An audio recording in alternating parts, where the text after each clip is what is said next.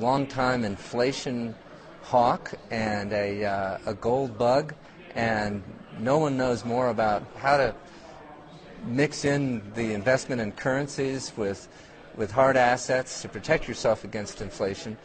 But gold has been a very difficult investment, particularly in the last couple of quarters, with some notable ups and downs.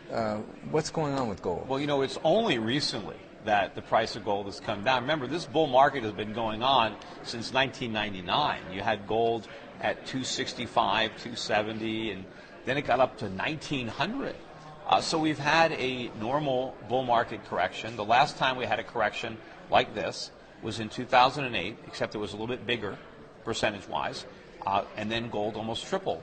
And so markets are entitled to a correction. What's so amazing is how much bearishness has been created by this correction. You know, I can't read an article about gold now without seeing the word crash, bubble bursting, collapse.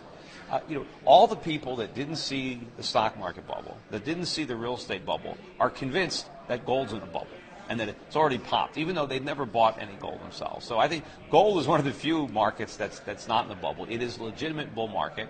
It is being driven by the most inflationary monetary policy the world has ever seen. 22 central banks, right? Yeah, not just in America, all around the world. Yes. So this bull market, unfortunately, because it's not a good thing that the price of gold's going up, but unfortunately it's going way up. I think maybe this might be similar to the big 50% correction that gold had in 1976, because it dropped from like 200 to 100, yes. And then in 4 years it hit 850. I remember it well. And the thing is, the U.S. economy is in much worse shape now than it was in the late 70s, and the Fed doesn't have the tools to control inflation, because the only reason that the gold market stopped rising in 1980 was because Ronald Reagan came in and slashed marginal taxes, and Paul Volcker raised interest rates at 20%. Yes. Well, we're not going to do that. If anything, they're going to raise marginal tax rates. They already have.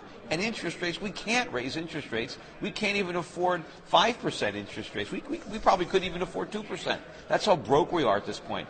So the Fed has to let inflation run out of control because the cost of putting out the fire, at least politically, is too great. So I think you've got a huge move coming. People who, if you don't own any gold, take advantage of this pullback. Right? And if you do owe gold, buy more.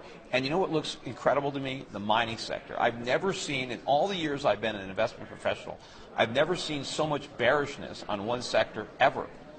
There's so probably where would you play the mining sector in particular? Well, the safest way to do it is with the best blue chip stocks, because at least you know that they've got the balance sheets and they've got the resources. Is our third and last GOP challenger, our friend Peter Schiff, who's president of Europe Pacific Capital. Hello, Peter. You've heard the other two. Let me just ask you, what is your main thrust in this race? What is your biggest, most important single bullet message to become the next senator of Connecticut? Well, for people to understand that the government is actually a source of our problems, that the stimulus is not the solution. The stimulus is why the economy is so messed up in the first place. And I want to go to Washington and put an end to that. We got to stop the spending and stop the money printing. And we have to let free market forces repair the damage done to this economy by government intervention. And believe me, the structural underpinnings for our economy are not sound. And I know you think there's a recovery going on. You have visions of Goldilocks again. The problem is she was never here in the first place. We were high on government stimulus, and now we're going to overdose on it. We have to allow the market to work. It's only by government stop spending and individuals stop spending that we can generate the savings so that business can invest. Well, we have to produce our way out of this recession. I basically heard, I won't say identical, but similar things from Ms. McMahon and Mr. Simmons. So I guess my question is, how do you differ from them? Well, I don't think when Linda McMahon talks about creating jobs, she talks about government, going to government to help create jobs.